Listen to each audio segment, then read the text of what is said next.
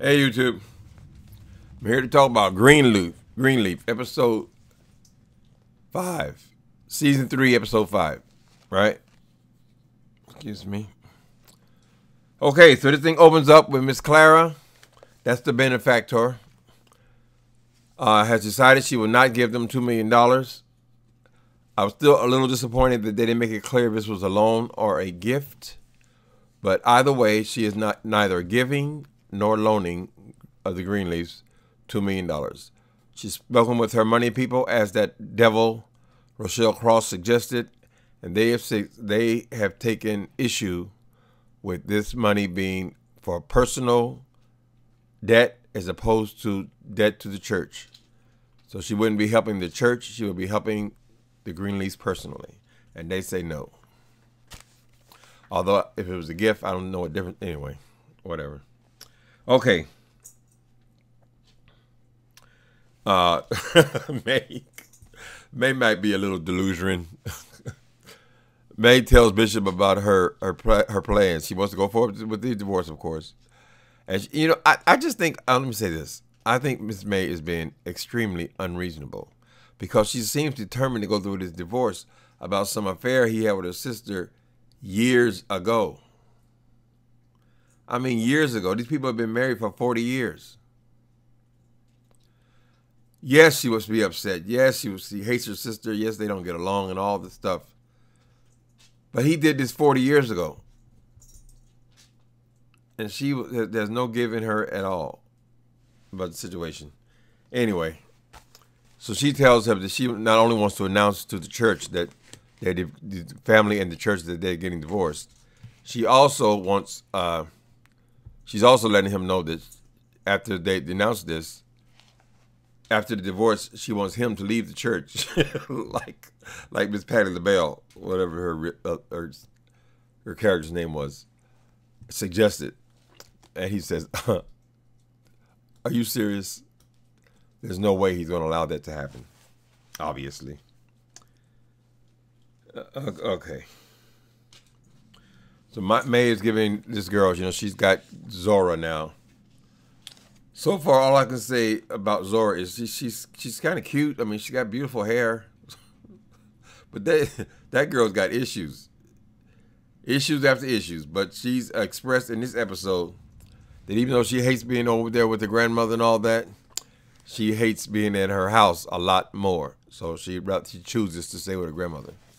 But I'm jumping ahead a little bit here. Okay. So her and Sophia are barely speaking still.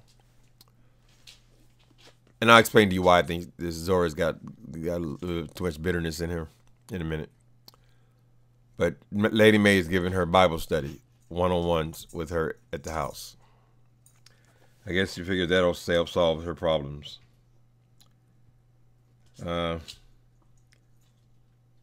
Zora and Sophia obviously are still barely speaking. They were in a physical fight last week. Okay. Charity and Grace have it out because Charity is very upset that she was humiliated by being arrested at the Four Seasons Hotel. And she felt like if Grace would have stayed out of it, this would never have happened. And Grace tells her that, well, I'm the reason why I convinced him not to press charges. After I had handcuffs on. Oh, arrested at the Four Seasons. Can you imagine how humiliated I am? I was. All right, so those two are barely on speaking terms.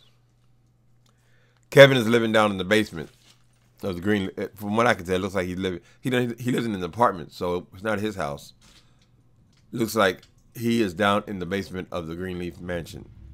Because she takes down a diaper bag, whatever, down to the basement and throws it down the steps. Okay, so he don't get a speaking part in this episode.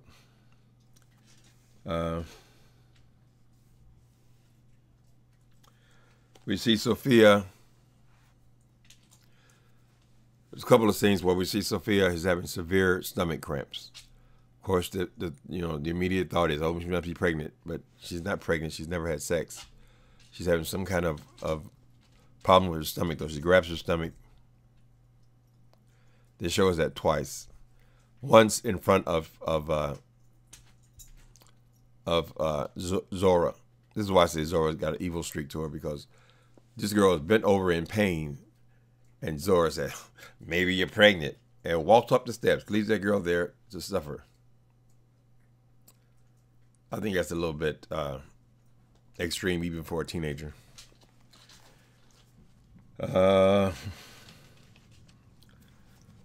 Then we switched over to Miss Rochelle.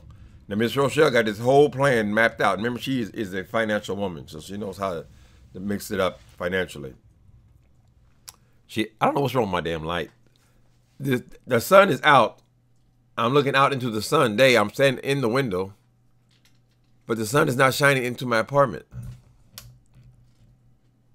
All right, I try to keep this glass reflection out of your face. Yeah, it's just overcast.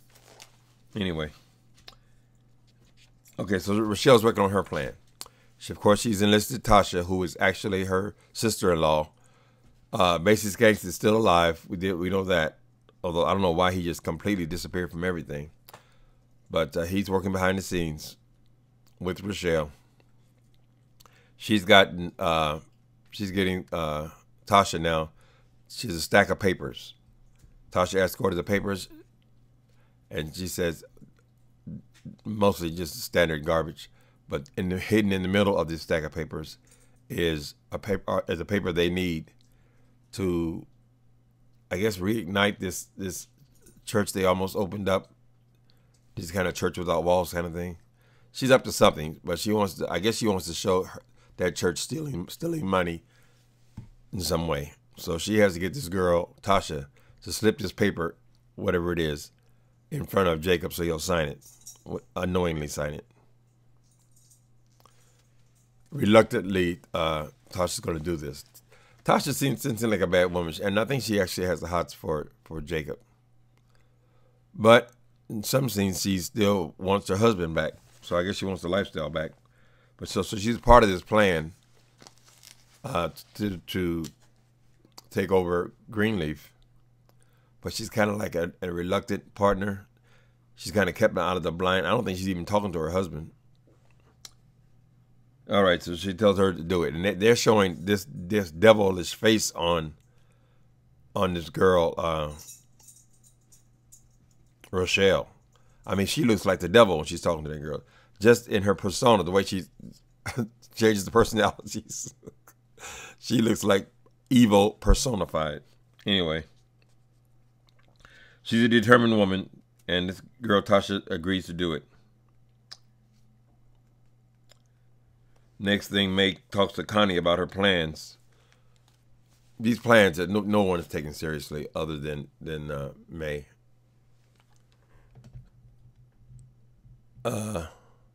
She goes to talk to Connie. Now, I think somewhere in the Bible, according to the Bible, the deacons are the ones who actually run the church. So they've got a mighty say. It's not the way it works in a lot of churches. A lot of churches, is essentially the pastors or the bishop runs the church, and the deacons just do the actual physical running of the church. But she has got a lot of power in this church. She can say what does and what does not happen in this church. So even it seems to be even over what Bishop or May might say. She tells her plans, and what's her name? Anyway,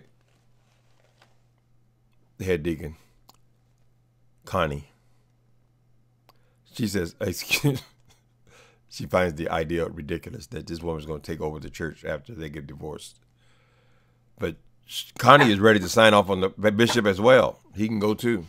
And they want Grace. And she tells her as much. Of course, Grace, May take that to mean that Grace has been working behind her back to take over the church.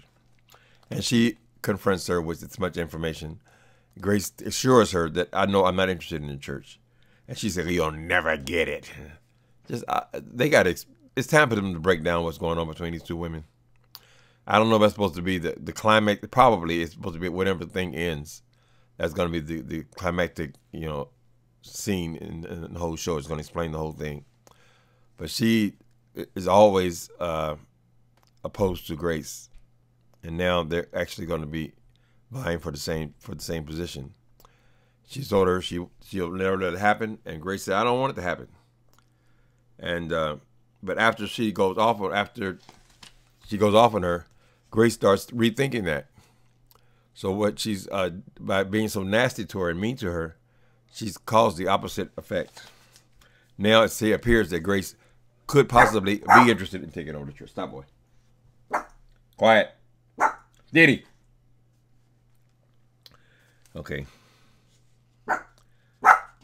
Please stop. Okay, next thing happens. Bishop consults with Percy. Percy is the Undertaker. Man, please stop, baby. Hey, my dog wants to say hello to you. Come here. Ding dong dingy. Okay. Say hi. Hi. Turn the light off my face, Daddy. Turn the light off my face. Okay. Wait a minute. Wait a minute. I gotta turn off your face. I turn off your face. There you go. Say hi. Hi. Hi. How you doing? Do the dance. Oh, I'm gonna do the dance. Do the dance with my daddy. Say hello to the people. Is somebody in there, Daddy? Where they at? I don't see him. Hi, people. How you doing? What you doing? Okay, see you later, Superman. I fall in love with my new dog. Okay. Bishop consults with the Undertaker. And the Undertaker is telling him that you need to be back hooked up with that woman, because she is somebody who can raise this money that they need. Apparently, Bishop, they ain't put away no kind of funds or nothing. I mean, they don't seem to have many resources at all. They were dependent on this gift of $2 million. But you would think that the way they live, you would think they have some money. At some point, he said maybe they could scratch up $200,000, but they can't they mortgage the house, or is that a parsonage? I don't know. He says that you should talk to Rochelle, because that's what she does, is raise money, right? And this man has got his eye on Rochelle. He wants her phone number. Why he can't just go get a phone number on his own, I don't know. She is in business. My hair. But Bishop has already cut that off.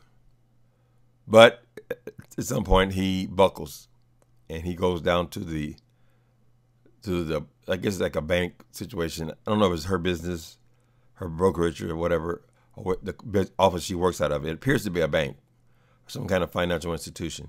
He goes down there and says he's sorry, of course, and all that.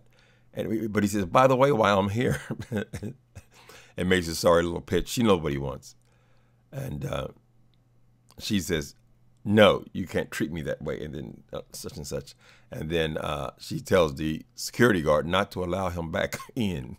If he comes here asking for me, I'm not here. Right? But that old man, the Undertaker, is definitely interested in Rochelle. So you be careful what you ask for, honey. You just might get it. Mm-hmm. Tasha goes to take his papers in for Jacob to sign, who he is so sweet and nice to her, you know. She goes in, and she said something wrong with her. She makes an excuse. Something is wrong with her air conditioner in her office. First thing, she goes in with the papers in her hand, right, from the sign. She said, what do you need? Are those papers for me? And she says, no, not this. There's something wrong with my air conditioning unit or whatever, or heating unit, whatever it is. And he said, oh, I'll get right on that. And, you know, he's very nice and sweet to her. She's having a hard time being a snake. So she balks. She don't give him the papers. Right? Now, next thing, May goes barging into Gigi's office. Going to confront her and let her know. I think I already said this part. Yeah, I think I did. I skipped ahead a little bit. Okay, Grace and Connie.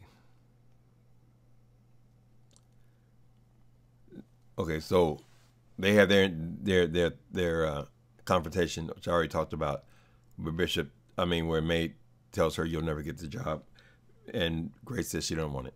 So we went over that already. Next,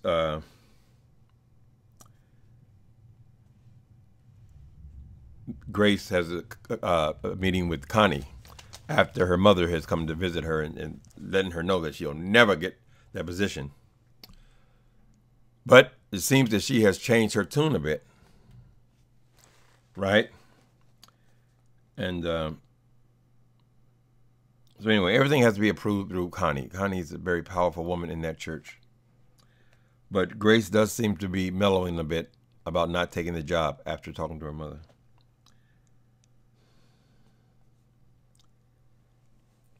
Next thing we see is Miss Charity. Miss Charity's having a very difficult time. They don't seem to pay much attention to Charity.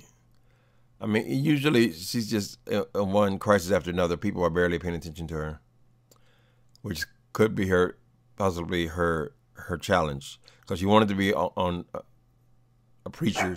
She wanted to be in the pulpit and all those kind of things. They don't take her seriously. No one says that. You be a singer, whatever. She's been so messed up with this Kevin situation, in the custody and the baby, and then that man wanted to was using her, or she felt he was using her. Jimmy, come on, get down here. Stay there. All right, so now she has discovered these pills in her suitcase. These are oxycodone pills she had for her when she had her baby. She has some left over, right? She takes these pills. So for the remainder of this episode, we see her high as a kite, high on oxycodone. You know, Greenleaf likes to mix in some of the things going on in the current news, and there's an epidemic of this drug, these opioids in the country right now, right? So now it looks like she's going to be hooked on this drug. She is certainly using everything in that bottle.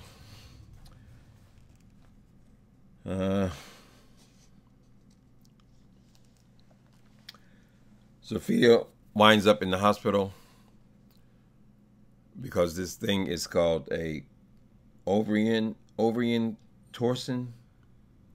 I'm sorry, I don't know all the parts of a woman's body. It's a woman thing, though, something involving her ovaries. She ends up in the hospital.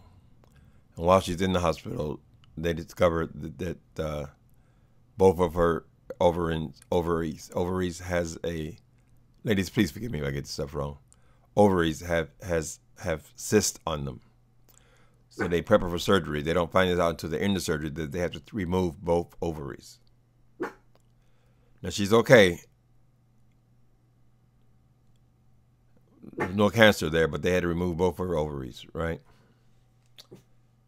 Okay, so she doesn't know that. Her mother finds out first. And we'll get to that in a minute. While they're all at the hospital, the family's at the hospital, Charity. Poor Miss Charity. Okay, Charity is high as a kite, right? Why is my damn, I don't know why. Maybe I'm OCD or something. It just troubles me. I can't get the damn light right. Turn the light all the way on, all the way off. Can you see me? Okay. This is going to be one of my sloppiest reviews. Okay.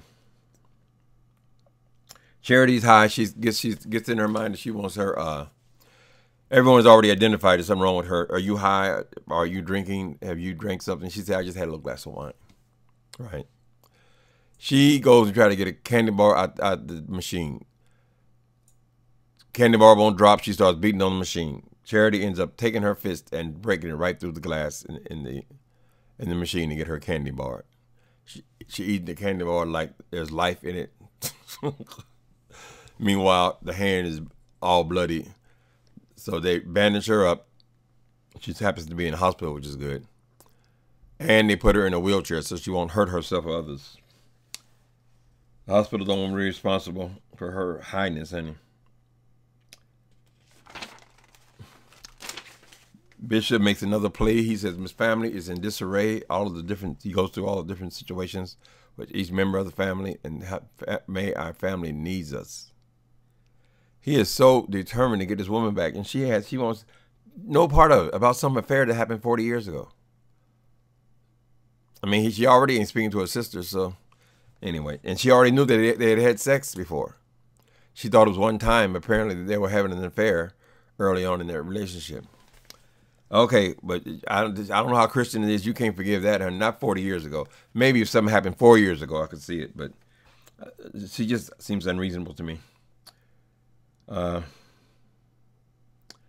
He makes another plea with her. We need to get together because the family needs us. And she said, yeah, they do need us. They need you and they need me. But that doesn't mean they're going to have their parents back.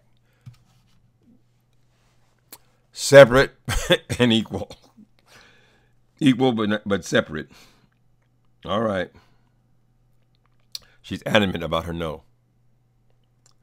She's going through the divorce, and she still thinks she's going to get this church. While they all end up in the chapel praying separately in the hospital. Each one takes a separate role, right? And they, like got pews in there, the hospital chapel. While they're in there, Bishop gets a text from Rochelle, beginning with "I'm sorry." Of course, he keeps this close to vest.